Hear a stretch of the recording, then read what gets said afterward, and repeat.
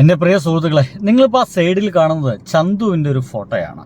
ചന്തു ഏതോ സിനിമ പ്രൊമോഷൻ്റെയോ അതിൻ്റെ റിലീസിൻ്റെ ഭാഗമായിട്ട് തിയേറ്ററിലേക്ക് വന്ന് ആ സിനിമ കണ്ടു പോകുന്ന ഒരു രംഗമാണ്. ആ ഒരു ഫോട്ടോയുടെ താഴെ പ്രബുദ്ധർ എന്ന് പറയപ്പെടുന്ന നമ്മുടെ മലയാളികൾ, ചില ആളുകൾ എഴുതി വെച്ച കമൻറ്റുകൾ കൂടി നിങ്ങൾക്ക് അതിനൊപ്പം കാണാം. ഒരു കമൻറ്റ് ഇങ്ങനെയാണ്: അച്ഛൻ മരിച്ചതിൻ്റെ ഒരു പ്രശ്നവും ആശാനില്ല. ആ നല്ല മനുഷ്യന്റെ മകനായിരിക്കും, പക്ഷേ ഇവൻ നല്ല ഒരു മനുഷ്യനോ മകനോ അല്ല, വേറൊരാള്. എന്നാലും ഇത്ര പെട്ടെന്ന് അപ്പോൾ ഇവനൊന്നും അച്ഛനോട് റിയൽ സ്നേഹം ഇല്ല. അടുത്തത്, അച്ഛൻ മരിച്ചിട്ട് 16 കഴിഞ്ഞോ, എന്ത് നല്ല മകൻ, എടാ 16എങ്കിലും കയ്യട്ടെ എന്ന് വേറൊരാൾ. എൻ്റെ പൊന്നു സുഹൃത്തുക്കളെ, നിങ്ങൾക്ക് വേറൊരു പണിയുമില്ലേ? ആ മരിച്ചു പോയത് അവൻ്റെ അച്ഛനാണ്, അതവനറിയാം. അദ്ദേഹം ഒരു നല്ല മനുഷ്യനായിരുന്നു. തൻ്റെ അടക്കം പോലും ഒരു തരത്തിലും ഹിന്ദു മതാചാരപ്രകാരമല്ല, ഒരു മതാചാരപ്രകാരവും വേണ്ട തൻ്റെ അടക്കം എന്ന് കൃത്യമായിട്ട് മക്കളോട് പറഞ്ഞിട്ടുണ്ട്. മക്കൾ അതേപോലെ തന്നെ ചെയ്തേ.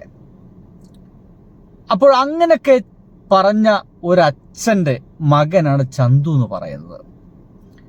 എനിക്ക് തോന്നുന്നത് ചന്തു എന്ന് പറയുന്ന മനുഷ്യൻ്റെ ജോലി സിനിമയാണ്.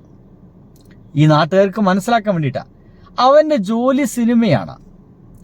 16 കഴിഞ്ഞോ കഴിഞ്ഞില്ലയോ, അവൻ്റെ ജോലിയുടെ ഭാഗമായിട്ട് വന്നതാ. 100% എനിക്ക് തോന്നുന്നത് സലീം കുമാർ എന്ന് പറയുന്ന മനുഷ്യൻ ഒരുപക്ഷെ ഇതൊക്കെ കാണാൻ കഴിയുകയും മറ്റെങ്കിൽ ചെയ്യുന്നതെന്ന് പറയുന്നത് സാങ്കല്പിക ലോകം നിങ്ങൾ സങ്കല്പിക്കുക ഉണ്ടെങ്കിൽ അദ്ദേഹം അവിടെ ഇരുന്നിട്ട് കൈയടിക്കുന്നുണ്ടായിരിക്കും. നീ ആണടാ ചക്കൻ, നീ ആണടാ മകൻ. കാരണം മരിച്ചു കഴിഞ്ഞാൽ പിന്നെ ഈ ആളുകളൊക്കെ കരുതുന്നത് ആ ഒരു വേദനയിൽ അങ്ങോട്ട് അമർന്ന് തകർന്ന് ഡിപ്രഷൻ അടിച്ച് പണ്ടാറടക്കി ജീവിക്കണമെന്ന. ഇങ്ങനെയാണോ വേണ്ടത്? ഈ സിനിമ എന്ന് പറയുന്നത് അവൻ്റെ ഒരു എൻ്റർടൈൻമെൻ്റ് ഒന്നുമല്ല. ചന്തുവിന് സിനിമ എൻ്റർടൈൻമെൻ്റ് അല്ല, അതവൻ്റെ തൊഴിലാണ്. അതിൻ്റെ തൊഴിലുമായിട്ട് ആളുകൾക്ക് പുറത്തേക്ക് ഇറങ്ങണ്ടോ? ഇവൻ അവൻ്റെ തൊഴിലിൻ്റെ ഭാഗമായിട്ടാണ് സിനിമ കൊട്ടകയിലേക്ക് എത്തുന്നത്. അല്ലാതെ സിനിമ കാണാൻ വേണ്ടിയിട്ട് എല്ലാവരും എത്തുന്ന മാതിരി എത്തല്ല.